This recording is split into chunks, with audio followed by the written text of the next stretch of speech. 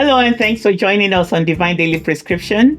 The prescription for today is, will you pass his test? Now, it came to pass after these things that God tested Abraham and said to him, Abraham.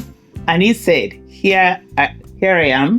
Then he said, take now your son, your only son Isaac, whom you love, and go to the land of Moriah, and offer him there as a burnt offering on one of the mountains of which I shall tell you.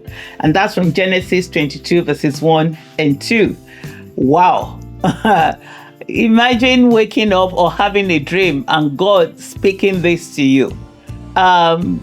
These are the things I want you to do. And do you know what? The ways of God sometimes, they do sound foolish to us. And I could imagine Abraham getting out of sleep or getting out of his revelation and wondering, did God really speak to me? Is it God that is telling me to take my son? Remember, it even says to him here, the one that you love, your only son that you love. So when God tests us, he wants to know whether you prioritize him as number one in your life. So that thing you love, some people, it's their son, some is their car, their house, their job. And God will ask you one day, will you relinquish that in order to see whether your first love is to him? 2 Corinthians, I believe 4:7 makes us to understand what makes you differ and what makes you act like the things you have not received it.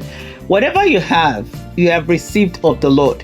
Now, the question is, we're asking us, will you pass his test? If God should come to you and say, that very thing that you cherish so much, I need you to sow it as a seed, or I need you to give it away, how would you feel about that?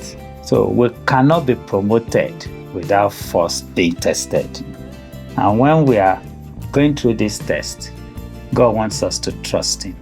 The question is, how much do you trust him? Because that will determine how well you pass his test.